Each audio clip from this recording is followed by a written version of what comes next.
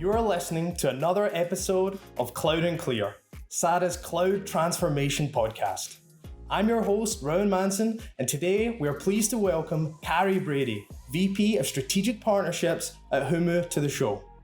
Now, before we get started, don't forget to like and subscribe to our channel on your favorite listening or viewing platform of choice to stay up to date on the latest Cloud and Clear episodes from SADA. So with that out of the way, Carrie, welcome to the show. Thank you. Happy to be here. Awesome. We're happy to have you too. So, I'm particularly excited about our conversation today because, I think a lot of the topics that we have on Cloud and Clear are typically geared towards maybe being more heavy on the technical or tooling side. And from what I understand about Humu, it's all about taking technology and making it about people, right? You're exactly right. I joined Humu about 7 months ago after 11 years at Google because I was so drawn to the mission and the impact that Humu can have on people and organizations that have struggled to achieve their change goals. I don't care what anyone says, change is hard. And we all get into routines and habits that bring us comfort and efficiency. So it takes a lot to persuade change, no matter what the logical benefit. And people need to change in order for organizations to change. So it all really just builds on itself. Yeah, I couldn't agree more. And it's so easy to let routine rule days, which then become weeks and then become months, isn't it? Exactly.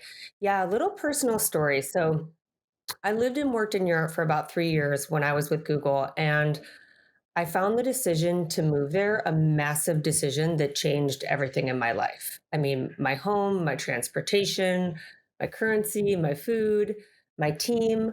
But those really big decisions in lifetimes are few and far between.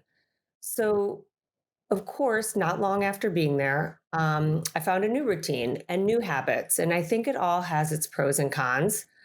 So after about a year, I started something called 30-day challenges. And every month, I'd pick something new to do for that month that would make me uncomfortable. So this isn't rocket science, but it was something like I would walk to work every day, no matter what the weather. And in London, that's a commitment. I give $5 to someone new every day, or I'd wake up in the morning and send a nice note to someone new every morning. So it just stretched me a little bit and got me used to change.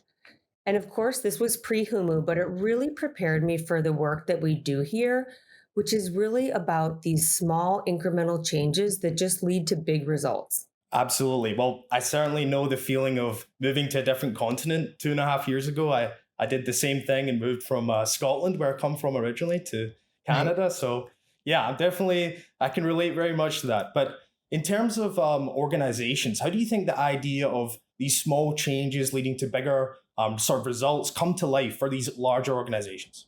Well, here's what we found at Humu. So two things. Big changes most commonly take small incremental actions in order to be sustainable. And that's really what nudge theory is all about. The second thing is you have to think about where it matters most. And we found that to be managers. Managers are the death and lifeline of almost every organization. Yeah, I would love for you to tell me more. What have you learned specifically about the impact of the managers? We all know it's really hard to align globally on anything, especially when you think about culture or corporate values. So what we found is that managers really matter here. And I mean, like, they matter twice as much, which means they can really make or break your culture. So ask anyone that's had a bad manager, you and I included, and it's hard. The research shows us that around 17% of managers are ineffective. So if you think about that, that's about 1 in 5, which then translates to direct reports, which tend to be somewhere around 7 to 10, which translates to lower engagement and higher turnover and financial impacts. And managers themselves are under a ton of pressure. And I think there's a much bigger gap now between good managers and bad managers. And it's really getting bigger. So if you think about it, there's been the layoffs. The whole premise of like what got me here as a manager won't necessarily keep me here. And I think there's really high expectations on managers to be both emotionally connected, but also very results driven. Absolutely. Well, I'm keen to dig in a little bit more on that later. But first, what are the indicators, would you say, from your research and your findings in terms of maybe what makes a good manager versus a bad manager? Yeah, it's a good question. The data shows us that communication, connection, and growth are critical for managers to engage their teams. Bad managers do things like provide poor visibility into the future or don't look for various point of views, or they give feedback that's subjective and not actionable. Great managers, on the other hand, provide a sense of purpose. They create trust amongst their teams and look for growth and learning opportunities. Absolutely. They're wonderful things, but I guess not so easy or not easy to do when you're under so much pressure as a manager to perform. It's a tough balancing act, right? It's so true. I mean, employees expect social and emotional skills and structure and connection. And what gets financially rewarded are things like objectivity, assertiveness, drive. And you can have both.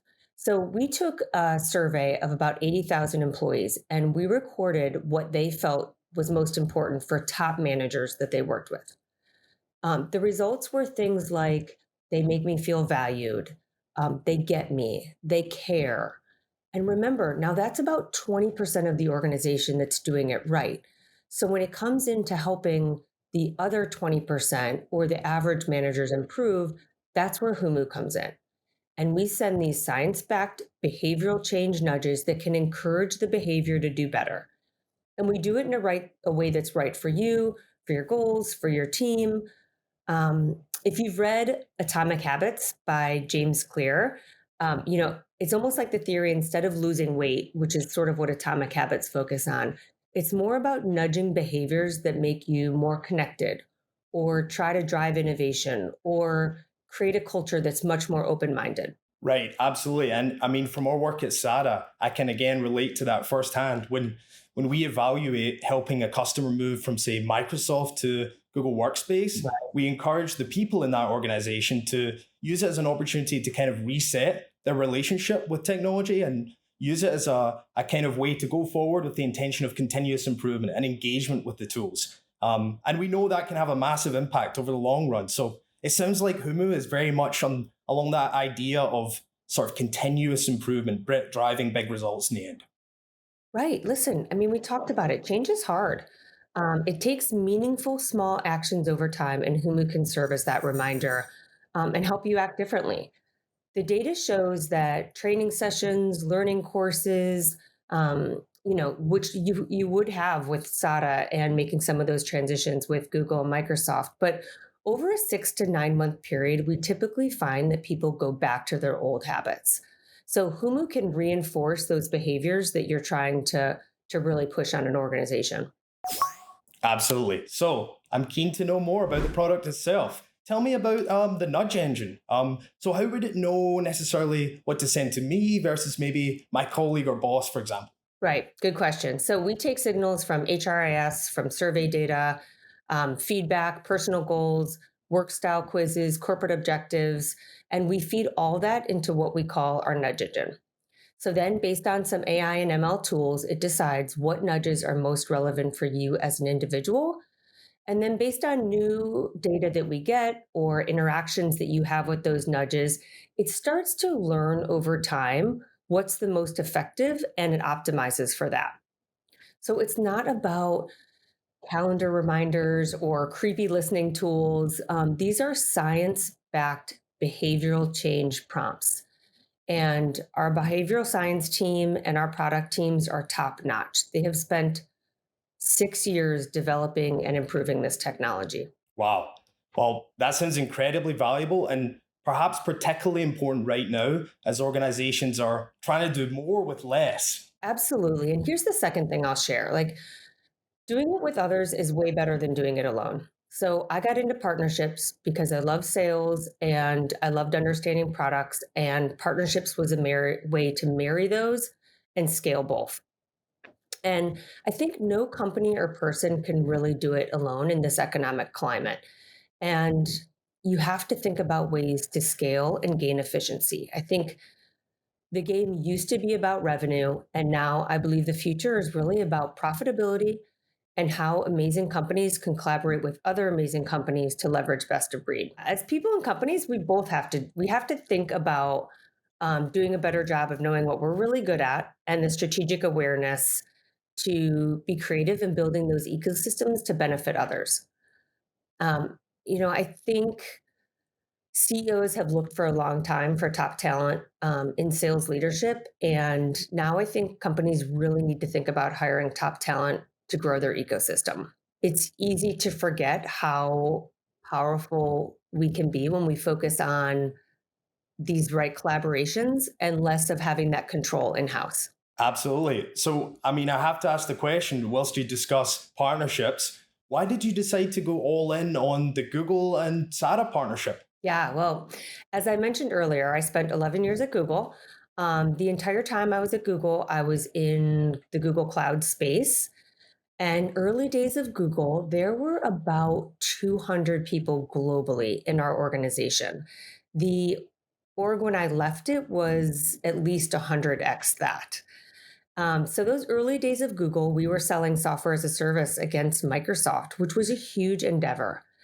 And at the time, there was only a handful of very loyal partners that were willing to bet their business on us versus this, beast that was Microsoft and had been in the business for so long. SADA was one of them. And to me, there was a very clear choice on who to partner with when I came to Humu. And of course, like I know Tony and Adam and Miles, and the team at SADA is exceptional. Fantastic. That is absolutely wonderful to hear. So, final question. Is there anything exciting that you have maybe planned for the future or coming down the pipeline for the product, perhaps? No, I've been thinking a lot about retention lately, and I think it's a really big topic at the moment. And I'm starting to think the whole concept of retention, we just have it wrong. So, a friend of mine, Steve Cadigan, he talks about flipping the script. And maybe it's not about retaining or holding on to employees as long as possible, but maybe it's about creating the best environment for a more mutual benefit. And what I mean by that is if it means celebrating someone leaving, then we should do that. And I think if we treat people right, then your alumni network can become your biggest customer advocates. So I went to the University of Michigan. I played Division One soccer, and our alumni network is amazing. We all love Michigan, and we recommend it to anyone. So it just has made me think: why aren't we like that with former employers or employees? And as a leader, are we creating the environment where we expect people to stay forever, or just at least until we're ready for them to leave? Um, I just think that relationship can be different. And I think it's going to force us as leaders to do a lot of things differently. And I just think the traditional view of retention is not working. So this is just something that I'm thinking about a lot. Fantastic. Wonderful insights. Well, thank you so much for joining us today, Carrie. I want to ask, where can anyone watching or listening learn a bit more about Humu? Yeah, absolutely. Best place is to visit us at our website at humu.com. That's humu.com. And you can look at our product and case studies that we have, and we'd love to hear from you. Wonderful. Well, folks, make sure to like and subscribe to our show, as this year we'll be offering exclusive insights from leaders like Carrie, and you won't want to miss it. We'll see you next time on Cloud and Clear. Thank you for listening to Cloud and Clear. Check the show notes for links to this week's topics. And don't forget to connect with us on Twitter at Cloud and Clear and our website, sada.com. Be sure to rate and review the show on your favorite podcast app.